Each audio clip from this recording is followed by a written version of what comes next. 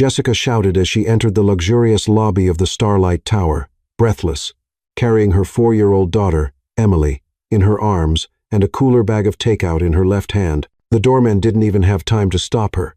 She walked right past, panting, trying to fix her hair and her delivery company cap as she pressed the elevator button. Emily, clinging to her mother's chest, commented with the cruel logic of children, "Mommy, you smell like soy sauce and sweat." Jessica smiled.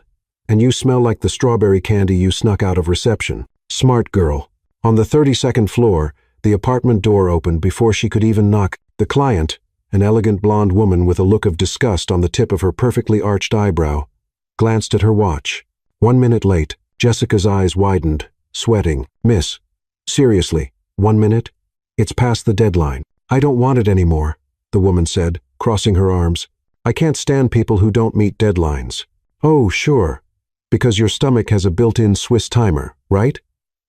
Jessica countered sarcastically. "Maybe I should have left my daughter alone on the street, run breathlessly, and run the red light to deliver your golden sushi. Poor people always have an excuse, right?" The woman retorted disdainfully. At that moment, Emily, still clinging to her mother's body, lifted her little face and said loudly, "Mom, this lady looks like a wicked witch from a cartoon." Jessica froze. The woman's eyes widened, and on the other side, leaning against the wall near the elevator, a tall man in a dark gray suit with a sharp gaze held back a laugh. Benjamin Carter, CEO of Carter Enterprises, was just waiting for the elevator but ended up getting an unexpected spectacle. He coughed discreetly, as if asking permission to intervene. "Excuse me?" His voice was calm, cool, and elegant. "If you really don't want the order, I'll take it. I'm starving." The customer opened her mouth to protest, but Benjamin was already holding out a black card with an impatient gesture. "Can you tell me the price, Miss Jessica?" She handed over the bag, still in shock, glancing sideways at Emily, who whispered, "He looks like a dapper penguin." "I heard," Benjamin said, looking at the girl with a slight raise of his eyebrow. Then he looked at Jessica. "It seems you two have a knack for making an impact." Jessica gave an awkward smile. "And you look like you've never wasted a second of your life." "Almost never," he replied, already typing the password on the machine's display. As she finished the transaction, Benjamin noticed the deep circles under Jessica's eyes, the ripped jacket at the shoulder, and the way Emily snuggled into her chest, confident that she was safe there, even with the world at war outside. "It was only a minute," Jessica murmured, still indignant. "Just a minute. 1 minute can change everything," Benjamin said, accepting the bag and turning toward the elevator. "And a CEO can order delivery like any mortal," she teased, "especially when the dinner event I'm supposed to be at is unbearable." Emily, still hugging her mother, gave a thumbs up. "Good choice, dapper penguin." Benjamin shook his head. But before he entered the elevator, something unexpected happened. He was about to step into the elevator when he heard a strange noise behind him. It was a dry, forced cough that cut through the air like an alarm. Emily had begun coughing uncontrollably, clinging to her mother's chest. What began as an innocent throat clearing quickly turned into something more serious. The girl gasped for air, but it seemed her lungs refused to cooperate. "Emily, Emily, my love, what's happening?" Jessica panicked, holding her daughter's little face in her hands. "Breathe with me, breathe slowly." But Emily couldn't. Her lips began to turn slightly blue, and she made a high-pitched, desperate gasp for air. Her tiny hands clung to her mother's jacket like anchors. "Oh my God, Emily." Jessica looked around desperately, but the child was getting more and more breathless. "Please, please don't do this to me." The customer who had refused the delivery was still at the door, but she took a few steps back, clearly uncomfortable with the situation. Benjamin, who already had 1 foot inside the elevator, stopped completely. "Does she have asthma?" he asked, dropping the cooler bag on the floor and approaching. "No, I don't know. She's never had this before." Jessica was shaking, holding Emily in her arms as the girl struggled to breathe. "Emily, my aim, stay with me, okay?" Benjamin watched the scene for 2 seconds that felt like an eternity. The cold rationality that always guided him in business took over. He pulled out his cell phone and dialed quickly. "This is Benjamin Carter. I need an ambulance at Starlight Tower, apartment 3204. Child in severe respiratory distress now." Jessica looked at him with tears in her eyes. "She's going to be okay, right? Please tell me she's going to be okay." "Let's take her to the hospital now," Benjamin said, already taking the car keys out of his pocket. "My car is in the garage. It's faster than waiting for the ambulance. But I don't know you." Jessica hesitated for a second, even with Emily panting in her arms. "And I don't know you," Benjamin replied, pressing the elevator button harder. "But your daughter needs help now." Emily made an even higher-pitched sound, and that was enough for Jessica to make her decision. She stepped into the elevator with Benjamin, holding her daughter tightly, whispering comforting words in her ear. "Everything will be okay, my love. Mommy's here. This elegant penguin will help us, okay?" During the descent, Benjamin called again. This time the hospital. "This is Benjamin Carter. I'm taking a child with a respiratory crisis to City Hill Hospital. I want the best pediatric pulmonologist available now, and I want an emergency room prepared." Jessica stared at him, surprised by the authority in his voice. It was clear that Benjamin Carter was not just any man in a suit. In the garage, he opened the door of a shiny black Mercedes. Jessica climbed into the back seat with Emily, who was a little calmer but still breathing heavily. "Hang in there, little warrior," Benjamin said, glancing in the rearview mirror as he drove precisely through the streets of Manhattan. "You'll be fine soon." "She doesn't like hospitals," Jessica murmured, stroking her daughter's hair. "Nobody likes it," Benjamin replied, stopping at a red light. "But sometimes it's the only place we can find the answers." 15 minutes later, they arrived at the hospital. Benjamin stopped the car at the emergency room entrance, and a medical team immediately appeared with a small stretcher. "Dr. Thompson, pediatric pulmonologist," said a woman in a white coat, carefully picking Emily up. "We'll take good care of her." Jessica tried to accompany the medical team but was stopped at the reception. "Ma'am, I need some information first," said the attendant, a middle-aged woman with glasses perched on the bridge of her nose. "Please, my daughter is in there," Jessica begged. "I understand, but these are mandatory procedures. Child's name? Emily Wilson. Health insurance?" Jessica swallowed hard. "No, we don't have health insurance. Credit card as payment guarantee?" I can't pay now, but I can pay in installments. I can work extra." "I can." The attendant sighed. "Ma'am, without some guarantee of payment, I can't authorize more advanced procedures." Jessica felt her world collapse. "Please, she's just a child. I'll pay. I swear I will, but don't let her suffer because of money." Benjamin, who had parked his car and entered the hospital, overheard the conversation. He approached the counter with firm steps. "All costs are on me," he said, placing the black card on the counter. "I want the best treatments available, the best doctors, and I want them to do everything necessary." The attendant looked at the card, then at Benjamin. "Mr. Carter, sure, no problem. I'll authorize all procedures immediately." Jessica's mouth dropped open. "But why are you doing this?" Benjamin avoided her gaze. "Because it's the right thing to do." 2 hours later, Dr. Thompson walked out of the emergency room with a reassuring smile. "Emily is fine," she announced. "It was a bronchospasm, probably triggered by an allergy to something she inhaled. We gave her bronchodilators, and she's breathing normally now. It's common in children, and with the right medication, it shouldn't happen again." Jessica burst into tears of relief. "Can I see her?" "Of course. She's asking for Mommy and Uncle Penguin." The doctor smiled. When Jessica entered the room, Emily was sitting on the bed, playing with a teddy bear someone had given her. "Mommy!" the little girl cried, stretching out her arms. "My love." Jessica hugged her tightly. "How are you feeling?" "Much better." The doctor said, "I'm very brave." Emily smiled. "And where's Uncle Penguin? He promised he'd visit me." Jessica looked around, but Benjamin was gone. At the front desk, the attendant handed over a folder of papers. "All charges were paid by Mr. Carter. He left this card for you." Jessica picked up a sleek business card. "Benjamin Carter, CEO Carter Enterprises." On the back was a handwritten note. "Hope Emily gets well. BC." "Where did he go?" Jessica asked. "He left about 20 minutes ago. He said he had an urgent meeting." Jessica left the hospital with a sleeping Emily in her arms and the card clutched in her free hand. They took a taxi home, but the whole ride, she couldn't stop thinking about the man who had saved her daughter without asking for anything in return. The next morning, after dropping Emily off at daycare, Jessica went straight to the address on the business card. The Carter Enterprises building was imposing. All glass and steel in the heart of the financial district. At the front desk, she explained that she needed to speak with Benjamin Carter. The receptionist, an elegant young woman, looked her up and down from her worn flats to her delivery uniform and smiled with forced politeness. "Mr. Carter is in a meeting." Can I help you with anything? It's personal, Jessica insisted. After 20 minutes of waiting, Benjamin appeared in the elevator, adjusting his tie. When he saw Jessica, he stopped for a second. Surprised. Jessica, how is Emily? She's fine, thanks to you, Jessica said, standing up. Listen, I came here to talk about the money. What money? Benjamin frowned. The money you spent on the hospital. I'll give you every penny back. You can be sure of that. It might take a while, but I'll pay it back. Benjamin shook his head. No need. Yes, it is. Jessica insisted, pulling a crumpled notebook from her bag. How much was it? 2,000. 3,000? I'll write it down and pay it back little by little. Forget it, Benjamin said. Already heading back to the elevator. Benjamin Carter, she shouted, causing some people at the reception desk to turn around. I'm not a charity case.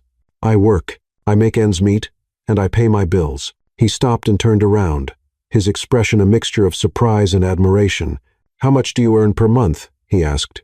Jessica hesitated. That's beside the point. Yes, it is. If you really want to pay, I need to know how long it will take you to save up $5,300. Jessica's eyes widened. 5,000? Oh my God. Now, do you understand why I said to forget it? No. She stomped her foot. 5,000 or 50,000, it doesn't matter. I'll pay it. You can write my name down on your debtors list, but I'll pay every penny, Mr. Scrasting. Carter. Benjamin studied her for a long moment. There was something about Jessica Wilson that deeply intrigued him. Pride, determination, and almost irritating stubbornness, and an honesty he rarely saw in his business world. Okay, he said finally. You pay, but in your own time, in your own way. Thank you. Jessica sighed in relief. You won't regret it. I'm sure not, Benjamin murmured, stepping into the elevator with a barely perceptible smile on his lips. 3 days later, Benjamin was in his 45th floor office, trying to concentrate on quarterly reports. When the door opened unceremoniously, William Carter stormed in, dapper and elegant, carrying a stack of gossip magazines and a brown leather briefcase. Good morning, son, William said, tossing the magazines onto the polished mahogany table. We need to talk, Benjamin sighed, recognizing the tone. Whenever his father started a conversation with "we need to talk," it meant William had hatched some plan that Benjamin definitely wouldn't like. Dad, I'm busy. The merger with Thompson Corp needs my full attention. Thompson can wait. William sat in the chair facing the desk, crossing his legs with calculated elegance. Your personal life can't wait. Benjamin looked up from his papers, already anticipating where this conversation was going. Let's not start that again. Of course we will. William opened the first magazine, a New York gossip magazine. Check out this article. Manhattan's most eligible bachelors. Your name is right there in third place. What an honor, Benjamin muttered sarcastically. The problem, my dear son, is that you've been on this list for 5 years running. William turned the pages with impatient fingers. That's not good for our corporate image. Investors like stability, family men, someone who demonstrates responsibility and maturity. I run a multi-million-dollar company at 32. Dad, I think I've demonstrated enough responsibility. William completely ignored the comment and opened the brown folder, pulling out a typed list on letterhead. Here are the most suitable candidates for you.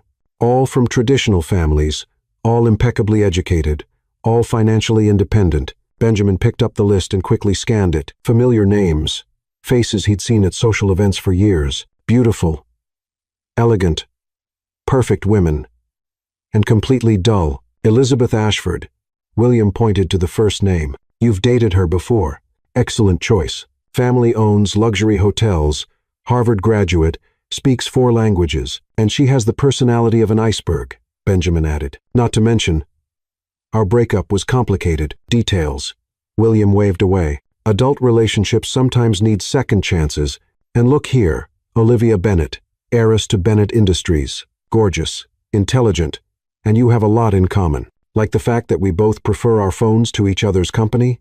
William slammed his hand on the table in frustration. Benjamin, you're not taking this seriously. At 32, a man of your standing should be married with children, building a family legacy, not living like a perpetual bachelor featured in gossip magazines. What if I don't want to marry any of these women? Then I'll choose for you, William said with the coldness of a corporate ultimatum. I have a fundraiser next week. I'll invite 3 of these candidates. You choose one for a serious relationship, or I'll choose and arrange the engagement." Benjamin dropped the list on the table and leaned back in his chair in disbelief. "You can't be serious." "I'm completely serious. The Carter family's reputation cannot be tarnished by your resistance to commitment. This is business, son. Strategic marriages have always been part of the corporate world." "What medieval world is this, Dad?" "It's 2025, not 1824. William stood, putting away the magazines and briefcase with precise movements. "The world hasn't changed as much as you think. Power, influence, and stability still go hand in hand, and a married Carter is worth much more on the market than a single Carter." Benjamin stared out the picture window, watching the frenetic activity of Manhattan below. Somewhere in that city, Jessica was probably delivering orders, carrying Emily in her arms, struggling to pay the bills. The difference between their two worlds was stark. "What if I say I'd rather marry the local delivery girl?" he said without taking his eyes off the window. The sentence came out as a provocation, a desperate attempt to irritate his father and end the conversation. William paused in the doorway, turning slowly. Instead of the outburst of indignation Benjamin expected, his father's face showed something far more dangerous. Genuine interest. "Neighborhood delivery girl?" William repeated with calculating curiosity. "Are you referring to someone specific?" Benjamin realized his mistake too late. "It was a joke, Dad. A provocation." "Interesting," William murmured, pulling a small notebook from his inside jacket pocket and making a note. "Very interesting." "Dad, stop. It was just a random comment." "Of course it was." William smiled, but it wasn't a reassuring smile. It was the smile he wore when he closed especially lucrative deals. "A delivery person. What a revolutionary concept. William Carter. I'm serious. Don't turn a silly joke into one of your crazy projects." "Crazy project?" William feigned defense. "Son, I'm just expanding the possibilities. Maybe it's time to think outside the box. As you young executives like to say." Benjamin felt a chill run down his spine. He knew his father well enough to know when William was up to something, and in the last 32 years of his life, he had never seen anything good come of William Carter's schemes. "Dad, whatever you're thinking, please don't do it. Don't worry." William opened the door, pausing only to glance over his shoulder. "The benefit is, next Friday, wear your best tuxedo. And who knows, maybe we'll have some surprises on the menu." The door closed with a soft click, leaving Benjamin alone with a growing sense that he'd made a terrible mistake. He knew William too well to believe the reference to the neighborhood delivery girl would be forgotten. He picked up the phone and dialed his secretary. "Laura, I need you to find out everything about next Friday's charity event. Guest list, vendors, everything." "Of course, Mr. Carter. May I ask why you're concerned?" Benjamin looked at the list of candidates still on his desk, then at the note William had made in his notebook. "I have a feeling my father is planning something that will go very wrong for everyone involved." Meanwhile, 3 floors above, William Carter was in his private office, leafing through a phone book and smiling as if he had just discovered the solution to a very complex problem.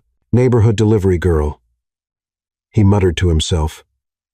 Picking up the phone. "What a brilliant idea, Benjamin. Absolutely brilliant."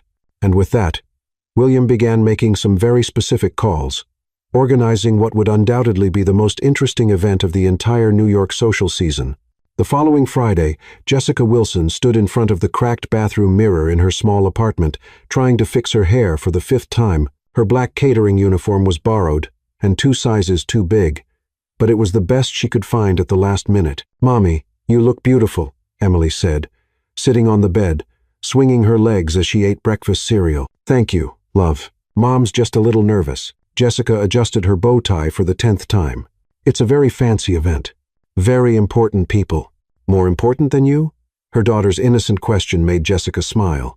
"Of course not, Princess. No one is more important than the 2 of us." An hour later, Jessica was in the kitchen of the Plaza Hotel's grand ballroom, receiving instructions from the supervisor, a serious woman named Patricia. "This is a high society fundraiser," Patricia explained, adjusting Jessica's apron. "Lots of millionaires, some celebrities, people who can make or break a catering company's reputation with one ill-timed comment. So, smile, be polite, and for God's sake, don't drop anything." Jessica nodded, her stomach churning. She desperately needed the extra money. Emily needed new allergy medication, and the rent was late. "You'll serve the drinks during the cocktail hour," Patricia continued. "Champagne, wine, and some non-alcoholic beverages. Keep the tray balanced and avoid engaging in long conversations with the guests." The main ballroom was stunning.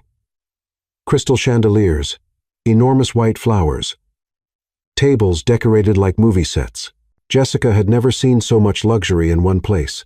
Guests began arriving, women in designer gowns, men in perfectly tailored tuxedos, jewelry that probably cost more than her annual salary. "First tray," Patricia said, handing over a silver tray with champagne flutes. "Remember, smile and be invisible." Jessica took a deep breath and entered the room. The first few minutes were uneventful. She served drinks, received polite thanks, and managed to maintain her balance. She was beginning to feel confident when she spotted a familiar figure across the room. William Carter was talking to a group of people, gesturing animatedly, and next to him, "Benjamin," Jessica murmured. "Benjamin," almost dropping the tray. He was impeccably dressed in a black tuxedo, his hair perfectly combed, chatting with a stunning blonde woman in a red dress. For a moment, Jessica completely forgot where she was and what she was doing. All she could think about was how different he looked in that setting. No longer the man who had rushed Emily to the hospital, but the millionaire CEO he truly was. "Excuse me, can you serve me?" A sharp voice caught her attention. Jessica turned to see an older woman covered in diamonds looking at her impatiently. Of course. Of course." Jessica quickly approached, holding out the tray. "Finally, you guys at work are getting slower and slower." The woman took a glass without even looking at Jessica. "Sorry, ma'am," Jessica murmured, trying to maintain a professional smile. She was walking away when she heard someone call her name. "Jessica? Jessica Wilson?" She turned to see Benjamin approaching, a look of genuine surprise on his face. The blonde woman was right behind him, clearly curious. "Benjamin?" Jessica smiled, but immediately remembered where she was. "I mean, good evening, sir. What are you doing here?" he asked, completely ignoring the forced formality. "Extra work," she explained, lifting the tray. "Emily needs new meds, and, well, you know how it is." The blonde woman stepped closer, examining Jessica from head to toe with a calculating gaze. "Benjamin, who is your friend?" The question was loaded with insinuation. "Isabella. This is Jessica Wilson," Benjamin introduced. Clearly uncomfortable. "Jessica. Isabella Reed. Ah, so you're the delivery girl." Isabella smiled. But it wasn't a friendly smile. "Benjamin told me about the incident at the hospital." How dramatic. Jessica felt her cheeks heat up. It was a medical emergency, not a drama. "Of course," Isabella nodded condescendingly. "It must have been very convenient to have someone rich around at just the right time." The insinuation was clear, and Jessica felt anger rise in her chest. But before she could respond, Benjamin intervened. "Isabella, that was unnecessary. Just looking at the facts." Isabella shrugged. Jessica took a deep breath, trying to maintain her professional composure. "Excuse me, I need to continue serving." She turned quickly to walk away, but the combination of nervousness, anger, and the polished marble floor conspired against her. Her foot slipped, and she completely lost her balance. The tray flew through the air in slow motion, and 12 glasses of champagne went straight toward Benjamin Carter. The golden liquid soaked his impeccable white shirt, dripped from his expensive tuxedo, and formed a puddle at his feet. The entire room stopped. Conversation ceased. All eyes turned to the scene. "Oh my God," Jessica screamed, running to Benjamin. "I'm so sorry. I'm so sorry." Benjamin stood there, completely soaked, blinking slowly as drops of champagne dripped from his hair. "That's Dom Perignon champagne," Isabella said, horrified. "Each bottle costs $800. "I'll pay," Jessica said desperately, trying to dry Benjamin's shirt with the napkins from the tray. "I work extra. I sell something, but I'll pay." Jessica stopped. Benjamin held her hands, which were shaking as she tried to clean up the mess. "I'm fine. You're not okay. You're soaked in expensive champagne, and now everyone's staring, and I'm going to get fired." "And breathe," Benjamin said calmly. "It was an accident. It's the floor's fault," Jessica declared, pointing to the polished marble. "Who makes floors so slippery? They're a public hazard." "The floor has been like this for 40 years, said someone in the audience. "Then it's been dangerous for 40 years, Jessica retorted. "There should be a warning sign. Caution, waitress, killing floor." Some guests chuckled. Isabella snorted in indignation. "This is a disaster," Isabella muttered. "Benjamin, you need to change immediately." "He needs a towel first," Jessica said. "That's still trying to help. And maybe a hairdryer and a washing machine and a time machine to go back 5 minutes. Benjamin began to laugh. first softly, then louder, until he was genuinely laughing. "Are you suggesting I use a time machine because of champagne?" "Well, if you can afford $800 champagne, maybe you can afford a time machine too," Jessica said, finally managing a smile. "Impeccable logic," Benjamin agreed, still laughing. Across the room, William Carter watched the scene with a satisfied smile. He discreetly approached a social photographer covering the event. "Make sure that photo appears in Monday's Society column," William muttered. "CEO, drenched by mysterious waitress. It'll make a juicy headline."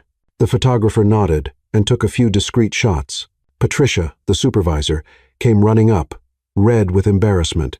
"Mr. Carter, I'm terribly sorry. We're firing this employee immediately." "That won't be necessary," William interrupted, still smiling. "Accidents happen. Actually, it was quite refreshing." Meanwhile, Jessica finally managed to stop apologizing and looked around, realizing that half of New York's high society was watching the spectacle. "I should disappear now," she muttered to Benjamin. "Probably," he agreed, "but I admit that was the most interesting part of the evening. At least when I mess things up, I mess them up with style." Jessica sighed. "Definitely in style." Benjamin smiled. "And, Jessica, about the hospital debt. Consider it paid off." "What?" "No, I said I would pay, and I think you've paid enough." He gestured to his soaked clothes. "We're even." And with that, Benjamin walked away to change, leaving Jessica in the middle of the room, still holding the empty tray and realizing that her life had just gotten infinitely more complicated. 20 minutes after the champagne incident, Jessica was in the hotel kitchen, trying to compose herself. Patricia had been surprisingly understanding, especially after William Carter personally assured her there would be no consequences. Still, Jessica felt mortified. "I can't believe I soaked the man who saved my daughter," she muttered to herself, washing her hands in the kitchen sink. "Emily's going to laugh at me for a whole week. Actually, I think it was quite memorable." Jessica turned quickly and found William Carter standing in the kitchen doorway, impeccably dressed in his tuxedo with a smile that didn't reach his eyes. "Mr. Carter," she straightened immediately. "I'm sorry about what happened to your son. I didn't mean to." "Relax, my dear." William waved, stepping closer. "You can call me William, and as for the incident, it was exactly what I expected." Jessica frowned. "Did you expect that? Have a seat." William gestured to a chair next to the small table where the employees took their breaks. "I need to talk to you." "Coffee?" Well, Jessica hesitated but eventually sat down. "Okay." William poured 2 cups of coffee from the coffee maker and sat in the chair opposite. For a moment, he studied her with the intensity of someone considering an investment. "I remember you," he said finally. "A few days ago at the Carter Enterprises reception desk, insisting on paying a hospital bill." Jessica blushed. "I wasn't fighting. I was insisting on paying $5,300 on a delivery woman's salary." William smiled. "Admirable. Stubborn, but admirable." "I always pay my debts," Jessica said, lifting her chin proudly. "I know. That's why I'm here." William sipped his coffee, apparently savoring the suspense. Jessica began to feel like a mouse being watched by a very intelligent cat. "Mr. William, I don't understand. Why are you talking to me?" "Because I have a proposal for you. A proposal that can solve all your financial problems." Jessica nearly spat out her coffee. "What kind of proposal?" William leaned forward, his expression as if he were about to close the deal of the century. "I want you to pretend to be my son's girlfriend." The silence that followed was deafening. Jessica blinked several times, making sure she'd heard correctly. "Sorry, I think I misunderstood. Did you say fake girlfriend?" "At public events, social dinners, strategic appearances," William explained as if he were discussing stock market shares. "Nothing too complicated. Just convincing New York society that my son has finally found someone special." Jessica put the cup down so hard that the coffee spilled. "Are you crazy?" "I'm being practical," William corrected. "Benjamin needs to get married. I need a daughter-in-law who will generate media interest and change his image as a confirmed bachelor. You need money. It's a win-win situation." I can't pretend to date your son," Jessica stammered. "First, because it's a lie. Second, because he looks like a penguin in a sloppy suit. Third, because you have principles," William added. "That's exactly why you're perfect." Jessica shook her head vigorously. No, that's crazy. You need to find someone else. An actress.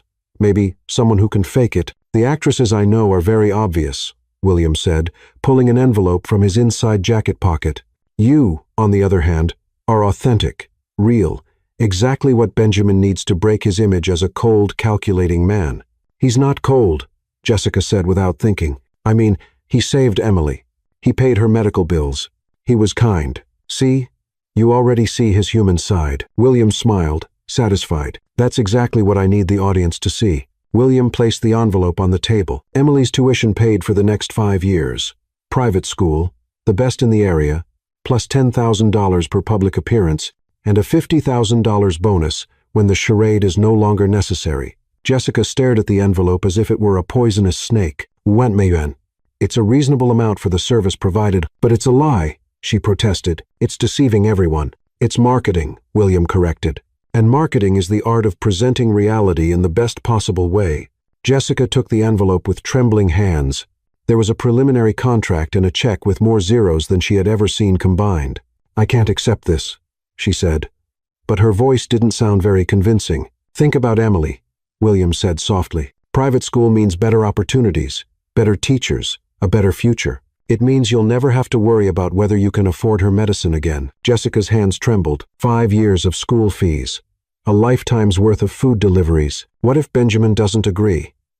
Leave Benjamin to me, William said confidently. My son is stubborn, but he's not stupid. He'll understand that this is good for everyone. Dating your son, Jessica muttered, still trying to process the situation, pretending to be in love with a penguin in a clunky suit who probably doesn't even know how to change a light bulb. He knows how to change light bulbs, a cold voice said from the kitchen doorway. Jessica and William turned at the same time. Benjamin stood in the doorway, still wearing a spare shirt someone had lent him, his hair slightly damp from champagne, and an expression that was a mix of shock and indignation. Benjamin, William stood up, smiling as if nothing had happened. I'm glad you're here. I heard it all, Benjamin interrupted, striding into the kitchen. From the proposal to solve financial problems part to the penguin in a sloppy suit part, Jessica sank into her chair, embarrassed. Benjamin. Dad, what the hell do you think you're doing? Benjamin ignored Jessica and looked directly at William. I'm solving 2 problems at once, William replied calmly. You need a girlfriend. She needs money. Simple math. I don't need a fake girlfriend. Yes, you do, William insisted. And she needs that money. Look at her, Benjamin. Really look. When was the last time you saw someone work so hard just to keep their daughter healthy? Benjamin looked at Jessica, who was blushing with embarrassment, still holding the envelope. That's not fair to either of us, he said more softly. Life isn't fair, William retorted, but sometimes we can create arrangements that work for everyone. Jessica finally found her voice. I didn't say I accepted, but you'll accept, William said with absolute certainty, because you're a responsible mother, and this is the best opportunity Emily will ever have. The silence stretched for long seconds. Jessica stared at the envelope. Benjamin stared at her, and William looked at them both with growing satisfaction. Verbal contract done, William announced suddenly, clapping his hands once. Jessica, you can start tomorrow. Dinner at Le Bernardin. Wheat. Benjamin will pick you up. Dad, you can't just... I can, and I just did. William interrupted. Jessica, I need your address for the driver. Jessica stammered, completely overwhelmed. 47th Street, apartment 3B, she said before she could stop herself. Perfect. William smiled triumphantly. Benjamin, wear something smart casual. Jessica, there's a boutique on Madison Avenue that would love to help you choose something suitable. I'll pick up the bill. Wait a minute. Jessica stood up abruptly, but William was already leaving the kitchen, waving over his shoulder. See you tomorrow, kids. It'll be the start of something wonderful. And with that, he disappeared, leaving Benjamin and Jessica alone in the kitchen, looking at each other with expressions of utter shock. I think your father just manipulated us, Jessica said finally. My father manipulates everything, Benjamin sighed. The question is, are you really going to do it? Jessica looked at the envelope in her hands, thought about Emily, thought about private school, thought about never having to worry about money for medicine again. I think so, she whispered. God help me, but I think so. The following Saturday at 7:30 inches the evening, Jessica stood in front of her bedroom mirror, adjusting for the 10th time the navy blue dress she'd picked out at the Madison Avenue boutique. The saleswoman had insisted the color brought out her eyes. But all Jessica could think was that the dress cost more than 3 months' rent. Mommy, you look so pretty, Emily said from her bed, where she was coloring in a book. You look like a real princess. Thanks, love. Jessica smiled nervously. Remember what Mom explained to you. I'm having dinner with Uncle Penguin for work. And you're going to pretend to be a couple? Emily asked with the curiosity typical of a 5-year-old. Yeah, it's a really complicated adult thing, Jessica sighed. But just pretend, okay? Like when you play house. Okay. But you like him, right, Mom? The question caught Jessica off guard. Aye. He's a good person, Emily. He helped us when you were sick. Then maybe you don't have to pretend, Emily said with the simple wisdom of children. Before Jessica could respond, the doorbell rang. She looked out the window and saw a sleek black car parked in front of the building. He's here, she murmured, feeling her stomach churn. 15 minutes later, Jessica sat in the leather seat of Benjamin's Mercedes, trying not to look as nervous as she felt. He was impeccably dressed in a dark gray suit, driving with the same precision he handled everything else in life. Are you okay? He asked, glancing at her. You look tense. I'm fine, Jessica lied. Just trying to remember which fork to use for each dish. Or is it a spoon? Do you even have a spoon at a fancy dinner? Benjamin couldn't hide a smile. Relax. It's just dinner. Just dinner, she repeated. With people who probably spend on one meal what I make in a month. No pressure at all. Jessica, you doused these same people with champagne a few days ago, and they laughed. I think you'll do just fine. Le Bernardin was even more intimidating than Jessica had imagined. The restaurant exuded understated elegance with soft lighting, minimalist decor, and a reverent silence that only very expensive establishments can maintain. The maitre d' welcomed them as if Benjamin were royalty. Mr. Carter, it's a pleasure to have you with us again. Your table is ready. They were shown to a table near the window, where another couple was already waiting.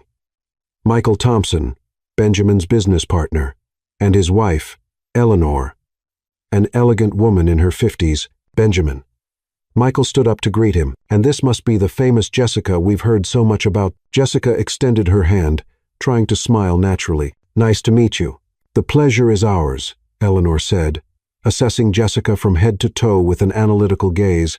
William told us that you two met in a rather unique way. She doused me in champagne, Benjamin said, pulling out Jessica's chair. It was unforgettable. How romantic. Eleanor laughed. Tell us, how did this romance begin? Jessica felt panic rise in her throat. They hadn't agreed on a story. Well, it was love at first sight. Benjamin interjected softly. Jessica won me over with her spontaneity, and Benjamin won me over by being kind when I needed it most. Jessica added, grateful for the help.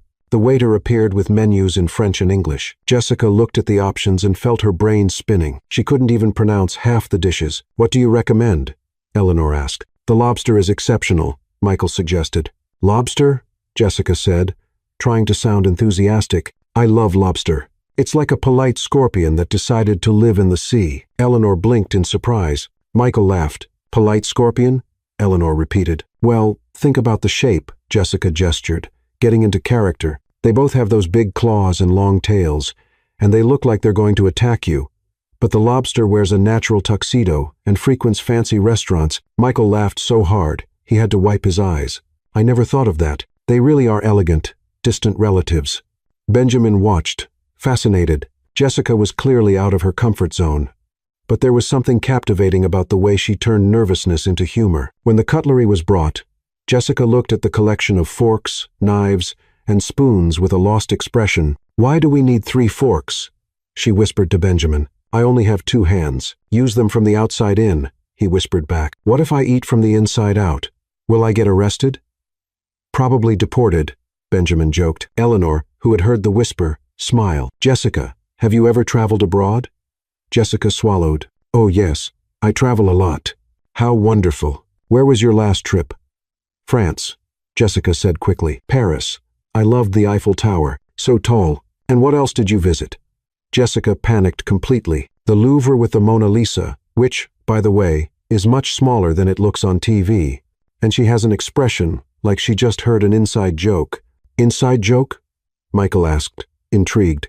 You know, those jokes only she understands. Like Leonardo da Vinci whispered something funny while painting, and she looked like she was holding back a laugh. Eleanor laughed. What an interesting interpretation. And what else did you do in Paris? I ate croissants, Jessica said, gaining confidence. Lots of croissants. Actually, I discovered that croissants are just bread that's been to the gym and gotten all muscular and golden. The whole table was laughing now. Benjamin realized that, without realizing it, Jessica had completely won over Michael and Eleanor with her unique way of seeing the world. And you, Benjamin? Eleanor asked. How has it been dating someone so refreshing? I never know what to expect. Benjamin answered, honestly, Jessica sees things I would never notice, asks questions I would never ask. It's educational. And challenging, Michael suggested. Mostly challenging, Benjamin agreed, looking at Jessica, who was trying to figure out how to hold the lobster fork. Over dessert, Eleanor discussed an art exhibition, and Jessica, relaxed by the success of the conversation, invented a completely absurd analysis about modern art being the revenge of misunderstood brushes against arrogant canvases. You two make an interesting couple, Eleanor said at the end of the evening. Complimentary. Thank you, Jessica smiled, feeling genuinely successful.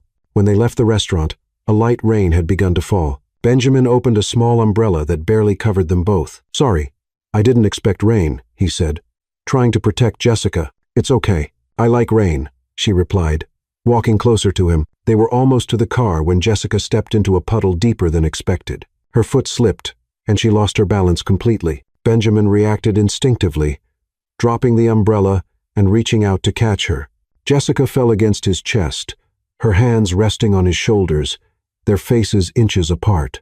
For a moment that felt like an eternity, they stood like that, staring into each other's eyes, the rain falling softly around them.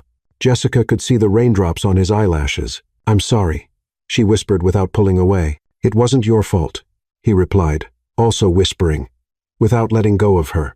The rain picked up, drenching them both, but neither moved.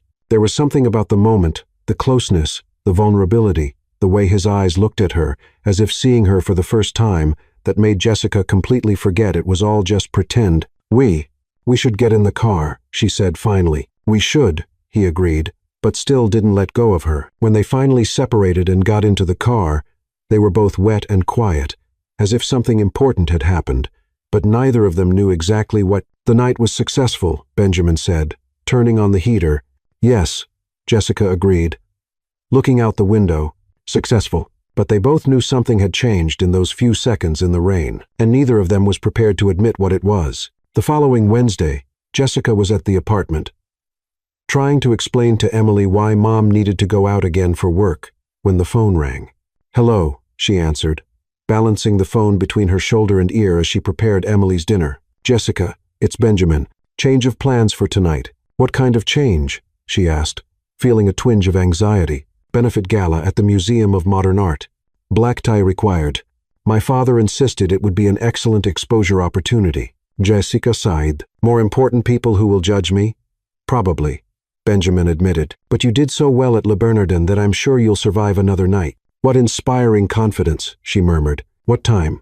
7:30. And, Jessica, wear the black dress the boutique set aside. It's going to be a more formal evening. 2 hours later, Jessica stood in the bathroom mirror, trying to master a red lipstick that seemed to have a life of its own. Her black dress was elegant without being flashy, and she had managed to tame her hair into a bun that looked almost professional. Mommy looks beautiful, Emily declared from the bathroom doorway. But why are you nervous again? Because Mommy is still learning to pretend she belongs in the world of elegant penguins, Jessica explained, applying lipstick for the third time. You don't have to pretend, Emily said seriously. You're the best mom in the world. That's more important than anything. Jessica bent down and hugged her daughter. When did you become so wise, little one? I learned from you, Emily smiled. The Museum of Modern Art was transformed into a movie set. Golden lights, exotic flowers, and tables decorated with crystals that reflected like stars. The guests looked like they'd stepped out of a fashion magazine, all perfectly dressed and speaking in low, polite tones. Benjamin met her at the entrance, impeccably dressed in a black tuxedo. You look beautiful, he said, offering his arm. Thank you. Jessica smiled, trying to ignore how her heart raced at the compliment. You also look, well, you always look elegant. They walked through the main hall, where Benjamin greeted acquaintances and introduced Jessica as his girlfriend. She was just beginning to feel more comfortable when a familiar voice cut through the air. Benjamin Carter, What a wonderful surprise. They turned to see Isabella Reed approaching like a hurricane in red silk. Her dress was a work of art in itself, perfectly cut. Paired with jewelry that probably cost more than a car, she looked absolutely stunning, and she knew it. "Isabella," Benjamin said, his voice growing noticeably colder, "I didn't expect to see you here." "Oh dear. You know I never miss a good charity." Isabella smiled, but her eyes were fixed on Jessica like a predator sizing up prey. "And this must be your new friend, Jessica Wilson." Jessica held out her hand, trying to maintain the confident posture she had learned. Isabella shook her hand with a smile that didn't reach her eyes. "Isabella Reed.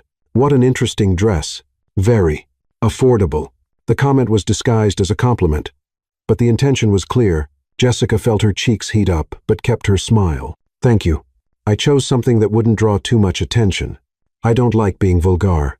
Isabella blinked, catching the subtle hint. "Of course. And tell me, Jessica, what do you do for a living besides dating?" "Obviously, I work in logistics and deliveries," Jessica answered honestly. "It's honest work. I help people get what they need." "How noble," Isabella said with evident condescension. "It must be challenging for someone of your background to adapt to this environment." Jessica felt her irritation rise but managed to keep her cool. "Actually, it's been fascinating. It's amazing how some people can be so elegant on the outside and so small on the inside." Some nearby guests seemed to pick up on the tension and approached discreetly, curious. "Oh, you're direct," Isabella laughed, but it didn't sound amused. "I imagine it's hard to understand the subtleties of our society when you don't grow up in it." "You're right," Jessica agreed happily. "In my world, people know how to use coarse salt to ward off bad energy. Much more effective than complicated social codes." A nearby gentleman chuckled. A woman muttered something about how refreshing. Isabella realized she was losing her audience. "Coarse salt." Isabella tried to sound amused. "How folkloric. It's an old but reliable method," Jessica continued. "As if giving a lesson, you take the salt, make a circle around the negative energy, and voila. The person is contained within their own poison." Now, several people were laughing openly. Benjamin watched the scene with growing fascination. Impressed by Jessica's ability to turn an attack into humorous self-defense. "Benjamin," Isabella turned to him, trying to regain control of the situation. "Remember when we went to that charity auction in Boston? You bought that wonderful Monet painting?"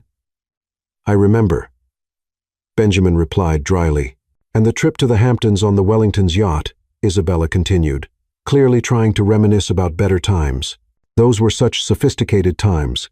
"They were," Benjamin agreed, but he didn't sound nostalgic. Jessica watched the exchange and decided it was time to strike back. "What beautiful memories.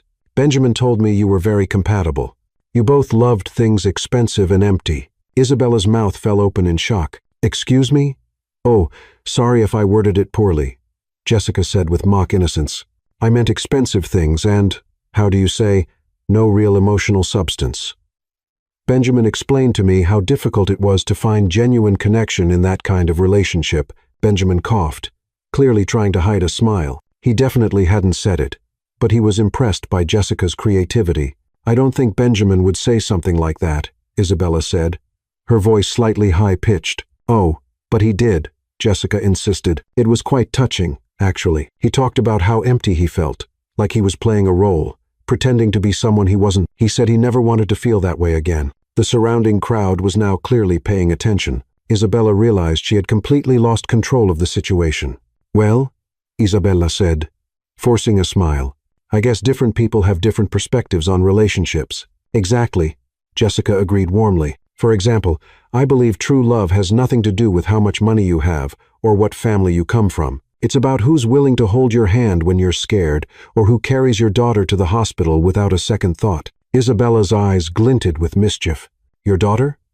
"Benjamin didn't mention you have a daughter." "Emily is 5 years old," Jessica said proudly. "She's the most important person in my life." "What a responsibility for a single man," Isabella commented, looking at Benjamin. "Some men aren't ready for ready-made families." "The right men are," Benjamin said firmly, surprising himself with the conviction in his voice. "Emily is an incredible child. Any man would be lucky to be a part of her life." Isabella realized she had definitely lost.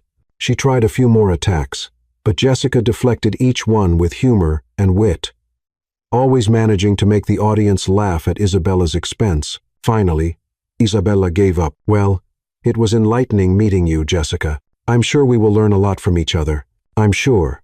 Jessica smiled sweetly, especially about the difference between royal class and just money. Isabella stormed off in red, leaving a trail of embarrassment and some muted applause. Impressive, murmured the man who had laughed first. I certainly didn't expect that. The girl has guts, his wife commented. When they were alone, Benjamin looked at Jessica with genuine admiration. Where did you learn to do that? Do what? She asked. Feigning innocence, destroying someone with politeness and humor. You were brilliant. Jessica smiled. I learned it defending Emily on the playground at school. Mean mothers are training for anything. Benjamin laughed, realizing he had completely underestimated the woman beside him. Jessica wasn't just authentic and funny. She was smart, brave, and capable of holding her own in any, even the most hostile territory. And that appealed to him far more than he was prepared to admit. It was almost midnight when Benjamin and Jessica left the Museum of Modern Art. The event had gone on longer than planned, mainly because Jessica had become something of an instant celebrity after her confrontation with Isabella. Several people approached to chat, curious about the woman who had managed to leave Isabella Reed speechless. You were the talk of the night, Benjamin commented, as they walked toward the car. Half the people asked me where I found you. And what did you say? Jessica asked, adjusting the scarf she'd borrowed from the event organizer. That you found me, he replied, opening the passenger door for her. Technically, that's true, Jessica laughed, drenching you in champagne. How romantic. The best relationships start with disasters, Benjamin said. Starting the car, they were pulling out of the parking lot when Jessica saw something that made her stop laughing immediately. Benjamin. Stop the car. What? He looked around, confused. Over there, on the sidewalk, Jessica pointed to a hunched figure near a park bench. That lady is feeling sick. Benjamin looked and saw an elderly woman, probably in her 70s, sitting on the bench with her head in her hands. Even from a distance, he could tell something was wrong. Jessica, it's almost midnight. It could be dangerous. She needs help, Jessica said, already opening the car door. I'm not going to leave an elderly woman alone on the street feeling bad. Jessica?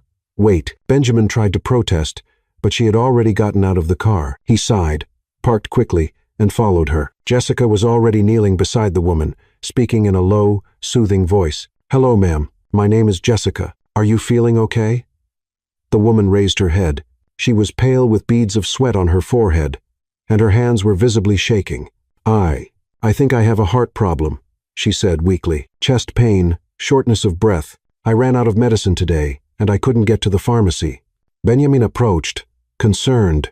Ma'am, we need to get you to the hospital. I don't have money for the hospital, the woman murmured. I've already spent it all on this month's medicine. Jessica looked at Benjamin, who was already taking his cell phone out of his pocket. Don't worry about money, Benjamin said, dialing. I'll call an ambulance. No, please, the lady protested weakly. An ambulance is too expensive. Ma'am, what's your name? Jessica asked softly. Margaret. Margaret Sullivan. Margaret, look at me. Jessica took her hands. My friend here is very rich and very stubborn. If he says he'll pay, he will. And do you know why? Margaret shook her head weakly. Because he has a good heart hidden under that expensive suit. Jessica smiled. Besides, hospitals give free dessert to anyone who smiles. It's a secret rule they don't tell anyone. Margaret managed a weak smile. Free dessert? You bet. Jessica nodded solemnly. Jell-O, pudding, sometimes even ice cream, but only for patients who arrive smiling. Benjamin, who was speaking to the emergency room operator, stopped to look at Jessica in disbelief. She was comforting a woman with a heart condition with jokes about hospital dessert. The ambulance will take 20 minutes, Benjamin announced, putting away his phone. I think we'd better take her straight away. I don't want to be a bother, Margaret protested. Miss Margaret, Jessica said, helping her to her feet. The only thing that's going to give me trouble is knowing that I left you here feeling unwell. Now, let's go. I'm curious to see if that dessert story is true. Benjamin gently picked up Margaret, surprising himself with how naturally it felt. She was lighter than he'd expected, and he suddenly understood why Jessica hadn't hesitated to help. You're very strong, Margaret commented, relaxing in his arms. And very elegant, Jessica added, walking beside them. Miss Margaret, do you have children? 3 children, but they all live far away. Margaret sighed. New York has become too expensive for them, so today, You gained 2 temporary children, Jessica declared. The elegant penguin here, and I will take care of you until you feel better. Elegant penguin? Margaret laughed weakly. That's what I call him, Jessica whispered conspiratorially. Always in a suit, always serious. But deep down he's a sweetheart. Benjamin sighed but couldn't help but smile. On the way to the car, Jessica kept Margaret distracted with conversation about cake recipes, childhood stories, and theories about why doctors always wear cold stethoscopes. It's to see if the patient still has reflexes, Jessica explained. If you jump when they put that cold thing on your chest, it's a sign that you're alive and reactive. That makes sense, Margaret agreed, looking more animated. Jessica, Benjamin murmured. That's not true. Are you sure? She asked, blinking innocently. I bet you've never asked a doctor. At the hospital, Margaret was immediately seen by the medical staff. Benjamin handled all the paperwork and payments, while Jessica stayed in the waiting room, promising Margaret she would be there when she left. You don't have to stay, Benjamin said, sitting beside her in the uncomfortable emergency room chairs. Of course I do. Jessica retorted, I promised we'd take care of her. And besides, I still haven't figured out if the dessert story is true. 2 hours later, the doctor came out with good news. Margaret had had a hypertensive crisis, but was stable. She would require regular medication and monitoring, but there was no permanent damage. Can I see her? Jessica asked. Of course. She's asking about you. Margaret sat up in the hospital bed, looking much better. There was color in her cheeks again, and she was smiling. My guardian angels, she said when she saw them enter. How are you feeling? Benjamin asked. Much better. And I found out you were right about dessert, Margaret said to Jessica. The nurse brought chocolate pudding. She said it was for special patients who arrive with loving companions. Jessica looked at Benjamin with a triumphant smile. I told you there was free dessert. That was lucky, Benjamin muttered. Or maybe the best things happen when you act from the heart, Jessica retorted. The doctor explained that Margaret would need to be kept under observation until morning, and that they had contacted one of her sons, who would be coming from Boston to pick her up. I don't know how to thank you, Margaret said, holding their hands. You saved me. We just did what any decent person would do, Jessica said. Not every decent person would have stopped, Margaret observed wisely. You make a good couple. You look out for each other, and for others too. In the car on the way home, Benjamin was quiet, thoughtful. Are you okay? Jessica asked. I'm thinking, he replied. When you saw Margaret on the street, I thought of safety, of time, of convenience. You only thought of helping. And what's the problem with that? It's okay, Benjamin said slowly. It's just, I don't know when I stopped acting on humanitarian instinct. When I started calculating everything. Jessica watched him drive, noticing the tension in his shoulders. Maybe you just forgot that you still have that person inside you. The same one who carried Emily to the hospital without a second thought. Maybe, he murmured. Benjamin, thank you for today. For stopping the car. For carrying Margaret. For paying for everything without question. You were incredible. Benjamin glanced at her and smiled. Thank you for reminding me of who I used to be. When they arrived at Jessica's apartment, she hesitated before getting out of the car. By the way, she said, opening the door, Margaret was right about one thing. We really take good care of each other. And with that, she walked into the building, leaving Benjamin alone in the car, realizing that he was smiling more lately than he had in years. The following Monday, Jessica was at JFK Airport, nervously glancing at the flight board, while clutching a small suitcase borrowed from her neighbor. Benjamin had explained that they had a business meeting to attend in Boston. Something about impressing investors with their romantic stability. I've never flown, she admitted as Benjamin approached with coffee for them both. Really? He looked genuinely surprised. Food deliveries don't require much air travel, she joked. Accepting the coffee, Emily's more excited than I am. She said, I'll get to see the clouds in person. Benjamin smiled. And how is she dealing with your absence? Mrs. Garcia will take care of her. They'll make cookies and watch cartoons. They'll probably have more fun without me. The loudspeaker announcement interrupted them. Flight 347 to Boston canceled due to severe weather conditions. No way, Benjamin muttered, checking his phone. Snowstorm. All flights to Boston canceled until tomorrow. Jessica looked out the window and saw the first flakes beginning to fall. At least Emily will be happy. She loves snow. The meeting is tomorrow morning, Benjamin said, calculating. We'll have to drive. I know an inn along the way where we can spend the night. 3 hours later, they were on the road, watching the snow fall ever heavier. The inn Benjamin had chosen was small and cozy, with a roaring fireplace and rustic decor reminiscent of a grandmother's house. We only have one room available, The receptionist apologized. The storm brought a lot of unexpected travelers. Jessica and Benjamin looked at each other, embarrassed. "Does the room have 2 beds?" Benjamin asked. "A king-size bed, but the sofa is very comfortable." The woman smiled. "And the fireplace works perfectly." In the bedroom, Jessica immediately placed her suitcase on the sofa. "I'll stay here. You pay the bills. You get the bed." "Jessica, I'm not letting you sleep on the couch. And I'm not sleeping in the same bed as you," she retorted.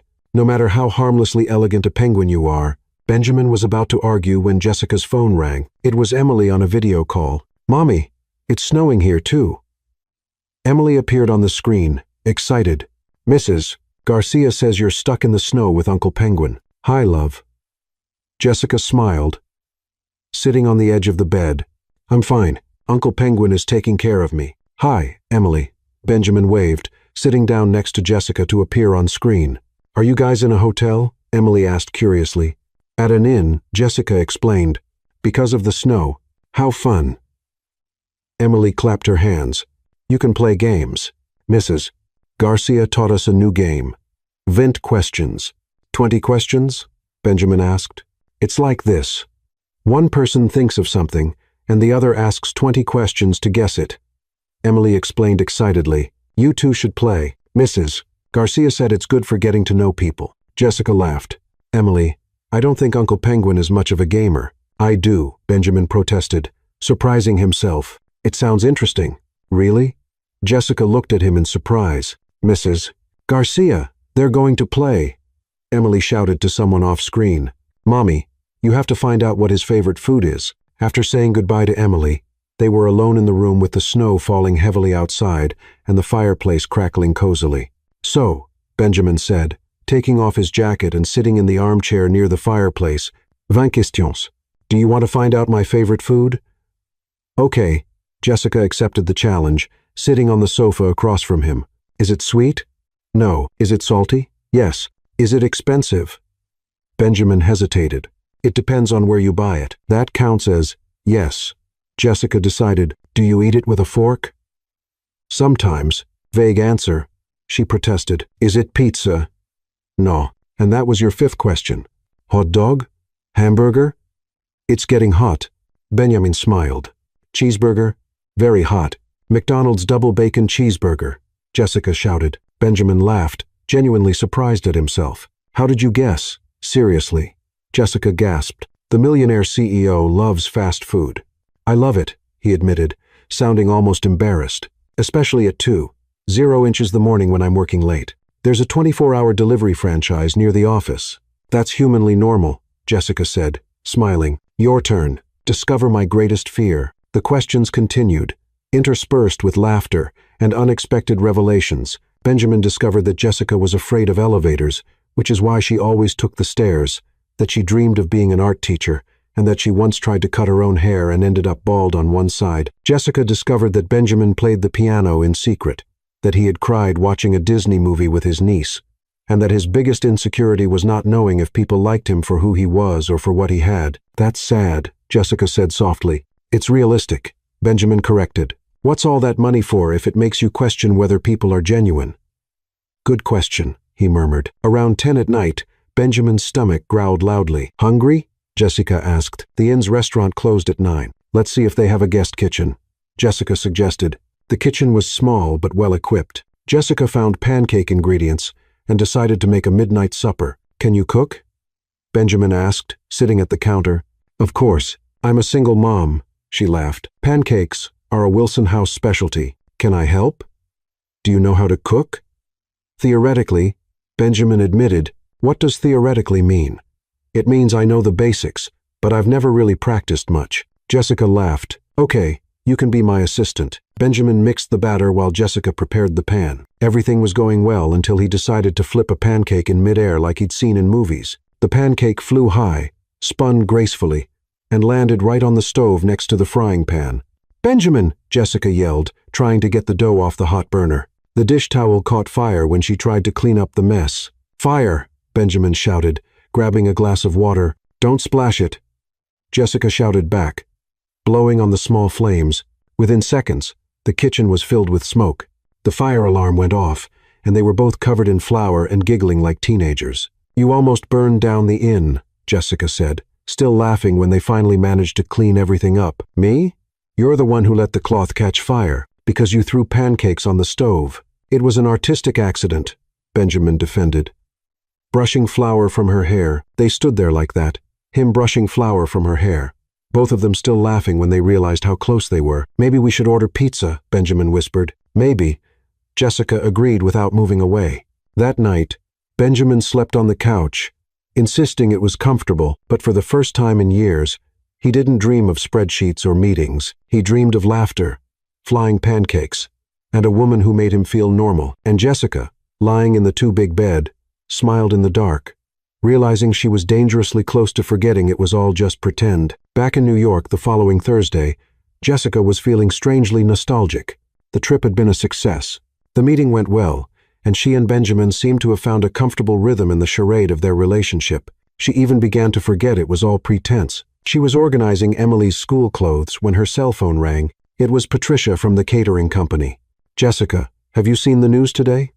"What news?" Jessica frowned, turning on the TV. "Look for the local gossip channel. You'll want to sit down for this." With a bad feeling, Jessica found the channel. The host, a blonde woman with a predatory smile, was discussing high society scandals, and now, a story that's shaking Manhattan, the host said. "Exclusive photos show that CEO Benjamin Carter's new girlfriend may not be as innocent as she seems." The screen showed a photo of Jessica entering an expensive store, followed by another of her leaving with several bags, then an image of her in a luxurious beauty salon. Sources close to her reveal that Jessica Wilson, from a humble background, has been spending thousands of dollars on shopping sprees since she began dating millionaire Carter. The host continued, "The question remains, true love or financial gain?" Jessica felt her stomach sink. These purchases had been organized by William. Part of the costume needed for the events, she hadn't even picked out half of the things. The phone rang again. It was a number she didn't recognize. "Hello, Jessica Wilson. This is the Manhattan Tribune. We'd like to ask you a few questions about your relationship with Benjamin Carter." She hung up immediately, but the phone rang again and again. "Mommy, why are people screaming down there?" Emily asked from the window. Jessica looked over and saw reporters gathering in front of the building. Her heart raced. "Emily, put on your coat. We're going out the back door." But it was too late. As they left the building, camera flashes exploded. Reporters shouted questions. "Jessica, is it true you're using Benjamin Carter? How much money did he spend on you? How does it feel to be called a gold digger?" Jessica picked up Emily and ran, shielding her daughter's face from the cameras. They managed to escape in a taxi, but Emily was scared and confused. "Mom, why were those people yelling at us?" It's complicated, love," Jessica said, trying to remain calm.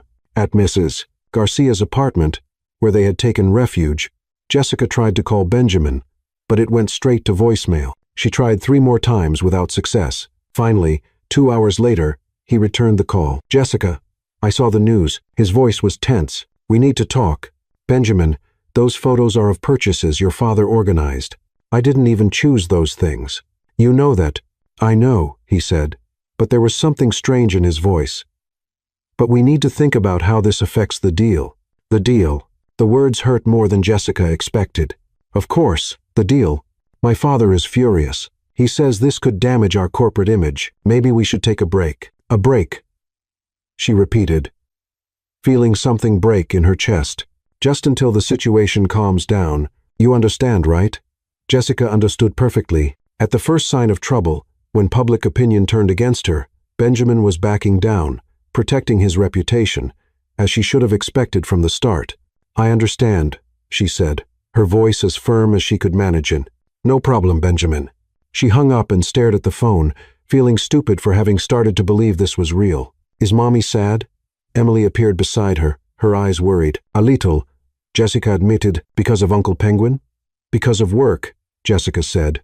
Trying to simplify, "Did you fight with him?" "Not exactly. He decided it's best if we don't be friends for a while." Emily frowned, processing the information with the straightforward logic of children. "That's just evil penguin stuff," she declared. "True friends don't abandon you when things get tough. Sometimes adults do complicated things for complicated reasons," Jessica explained. "Stupid reasons," Emily corrected. I'm going to call him and tell him he's an evil penguin who made my mommy cry. Emily, no, Jessica said quickly. We're not going to call him. Why not? Because sometimes it's better to let people get on with their lives. In the following days, Jessica completely avoided the news and social media. She returned to her normal delivery routine but discovered that several customers had canceled orders. Apparently, being famous for the wrong reasons was worse than being anonymous. Isabella had gotten what she wanted. The photos, clearly taken by a professional photographer at carefully orchestrated moments, created the perfect narrative. A poor girl taking advantage of a rich man. How are you dealing with all this? Mrs. Garcia asked one afternoon as Emily played in her apartment. One day at a time. Jessica sighed. At least now I know where I stand in his life. And where is that? Nowhere. It was all a lie. But the words rang hollow because the truth was, somewhere during those weeks, it had stopped being a lie to her. The laughter in the inn's kitchen, the way he carried Margaret, the way he looked at Emily with genuine affection, none of it felt fake. Meanwhile, at the Carter Enterprises office, Benjamin was having the worst week of his life. He tried to focus on work, but he constantly found himself remembering moments with Jessica, the way she laughed when he told absurd stories, how she shielded Emily from the cameras, how she turned a pancake fire into one of the best nights he'd ever had. You did the right thing, William said during a meeting. Public relations require crisis management. She'll understand. But Benjamin wasn't sure he understood. The more he thought about the phone call, the more he realized he had sounded cold, calculating, exactly what Isabella had always accused him of being. Dad, what if we're wrong? He asked one Friday afternoon. Wrong about what? What if Jessica really cared? What if it wasn't about money? William sighed. Benjamin, you've known this woman for a few weeks. Don't mistake gratitude for love. But Benjamin remembered Jessica's face when he'd suggested taking a break, the pain she tried to hide, the way her voice had changed when he'd mentioned the deal. She didn't seem like a gold-digging woman. She seemed like a woman who had been hurt by someone she trusted. I need to talk to her, he decided, grabbing his car keys. Benjamin, don't complicate things. No, Dad, I think I've made it complicated enough. When he arrived at Jessica's apartment, the building was empty of reporters, but she didn't answer the intercom. He went upstairs and knocked on the door. Jessica. It's me. Benjamin. Silence. Please, we need to talk. I think I made a terrible mistake. The door opened slightly, but it was Emily who appeared, a serious expression on her little face. Mommy doesn't want to talk to evil penguins, she declared. Emily, where is your mother? Working. Always working, because evil penguins made her sad, and now she has to work even harder. The innocent accusation hurt more than any corporate criticism. Emily, can you tell your mother that I'm sorry? Only if you promise to stop being mean. I promise, Benjamin said solemnly. Emily studied him for a moment, then nodded and closed the door.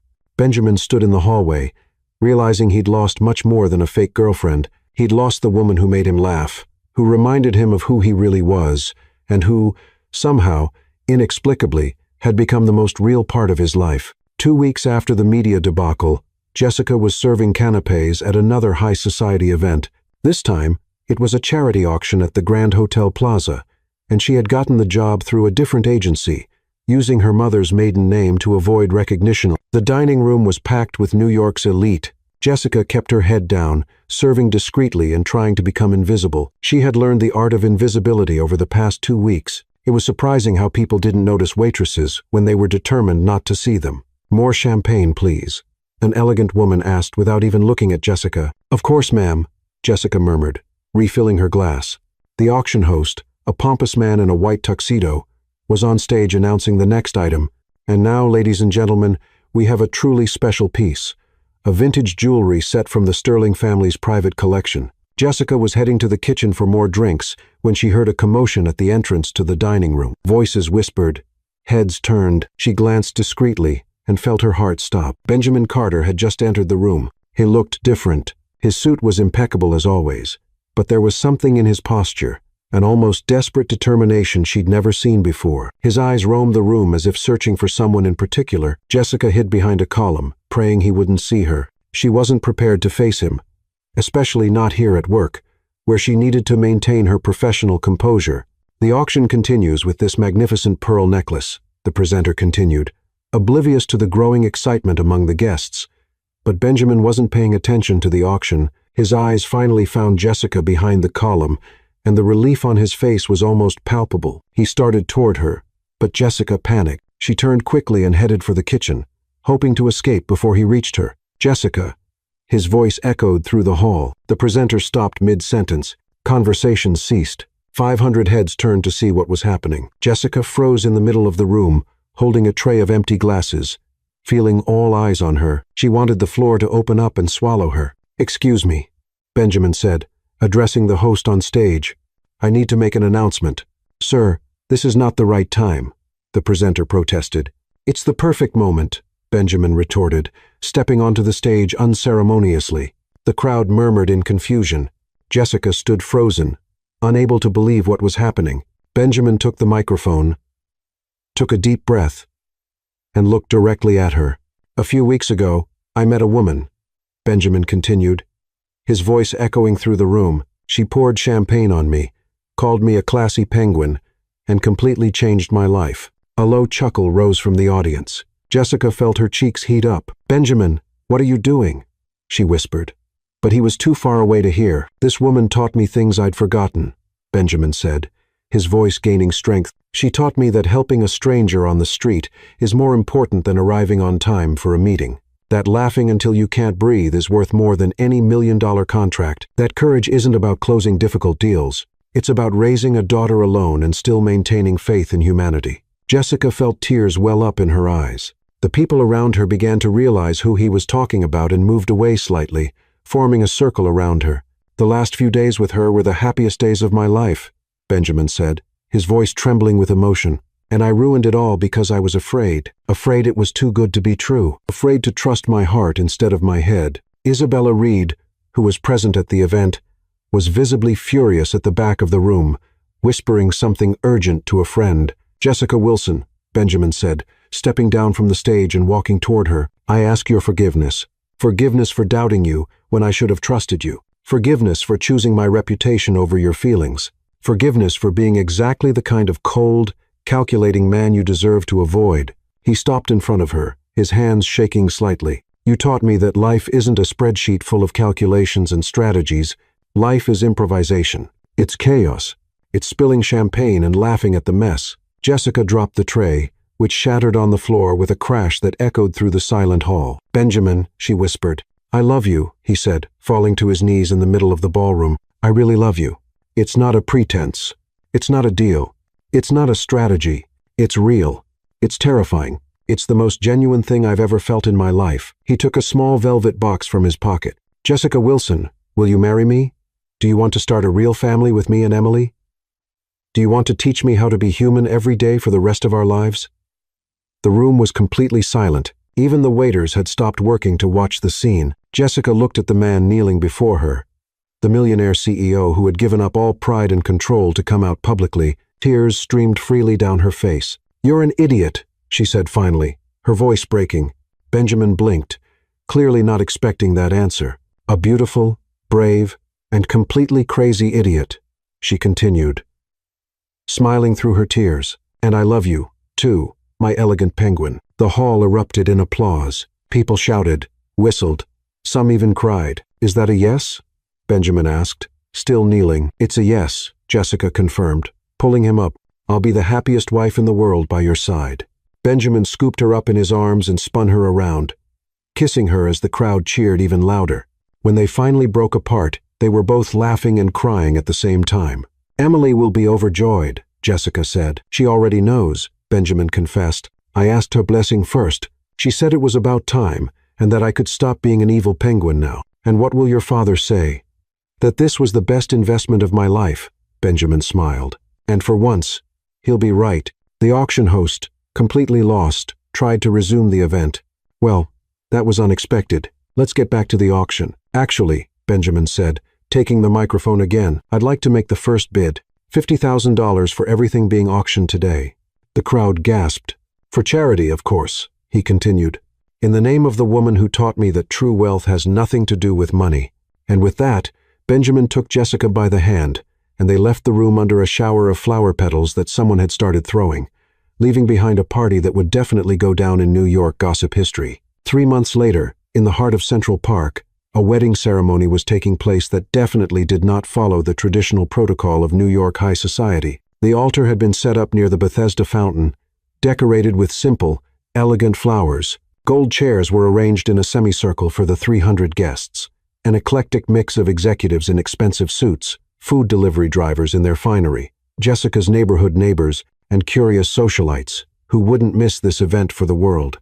"I've never seen anything like it," murmured Patricia, the catering supervisor, eyeing the homemade hot dog stand that had been set up next to the Dom Perignon champagne table. "That's the idea," smiled Mrs. Garcia, elegant in a navy blue dress Jessica had insisted on buying for her. Jessica wanted everyone to feel at home. Across the room, a vintage ice cream cart played cheerful music, while children ran around, dressed in their best clothes, some holding heart-shaped balloons. "Dad, are you sure this is right?" Benjamin asked nervously, adjusting his tie for the 10th time. He looked impeccable in a charcoal gray tuxedo, but his anxiety was evident. "More right than anything you've ever done," William replied, surprisingly relaxed for someone who was always concerned with appearances. "And, Benjamin, stop fiddling with your tie. You look perfect." The music changed, signaling the beginning of the ceremony. Guests rose as Emily appeared at the head of the aisle, beautiful in a pale pink dress, tossing flower petals with exaggerated enthusiasm. "Don't skimp on the petals," she shouted to the other bridesmaids, making the audience laugh. Behind her, Jessica appeared on the arm of her stepfather, a simple man who had raised her after her parents' deaths. Her dress was simple but stunning. White satin with delicate lace details, nothing extravagant, but perfectly her. Benjamin felt the air leave his lungs when he saw her. After months together, she still took his breath away. "Can you breathe, son?" William whispered, amused. "I think so," Benjamin murmured, never taking his eyes off Jessica. The ceremony was conducted by a judge who was a friend of the Carter family, who had agreed to maintain the relaxed tone Jessica wanted. "We're here today to celebrate something that started with spilled champagne and turned into true love," the judge began, drawing laughter from the audience. During the vows, Benjamin was the first. "Jessica, you taught me that the best moments in life aren't in the plans we make, but in the accidents that happen. You taught me to laugh at myself, to stop to help strangers. And that family isn't about DNA or social status. It's about choosing to be there for someone every day." His voice trembled slightly. "I promise to make you laugh at least once a day. I promise to always stop the car when you see someone in need. And I promise our kitchen will always have pancake ingredients, even if I keep burning them." The audience laughed, and some guests wiped their eyes. Jessica wiped her own tears before beginning. "Benjamin, you showed me that sometimes princes appear disguised as elegant penguins in expensive suits. You taught me that courage isn't about not being afraid. It's about acting, even when you're terrified. I promise to always spill my guts to you when life gets too serious. I promise to teach you the Spanish curse words I learned from Mrs. Garcia. And I promise our home will always be filled with laughter, even when everything seems impossible." When it came time for the rings, Benjamin was so nervous that he picked up the wrong ring and tried to put it on his own finger. "Honey, the ring is for me," Jessica whispered, laughing. "I knew it," he murmured back, blushing. "I was testing to see if you were paying attention." "Of course I was," she smiled. Finally, when the judge declared them husband and wife, Benjamin kissed Jessica under a shower of petals thrown enthusiastically by Emily and deafening applause. During the reception, as guests danced to an eclectic mix of soft jazz and children's songs for Emily, Benjamin picked up his new stepdaughter. "Emily, now I'm going to have a real daddy," she cried, beaming with happiness. "And I'm going to have the most amazing daughter in the world," Benjamin replied, holding her tenderly. "Emily, I promise to be the best daddy in the world to you, and the best husband to your mommy. I promise that nothing and no one will ever separate us again." "Not even a wicked witch?" Emily asked, looking over to where Isabella was watching from afar, clearly uncomfortable with the general merriment. "Not even an evil witch," Benjamin confirmed solemnly. During the speeches, William stood up with a glass of champagne. "My son has always been stubborn," he began, drawing laughter. "But this time, his stubbornness led him to the right person, Jessica. Thank you for teaching my son that there are more important things than spreadsheets and meetings." Benjamin stood up too, putting his arm around his father's shoulders. "Dad, I should thank you. If it weren't for your crazy plan to hire a fake girlfriend, I would never have found the love of my life. It was my best investment. William smiled. And I've made a lot of good investments in my life.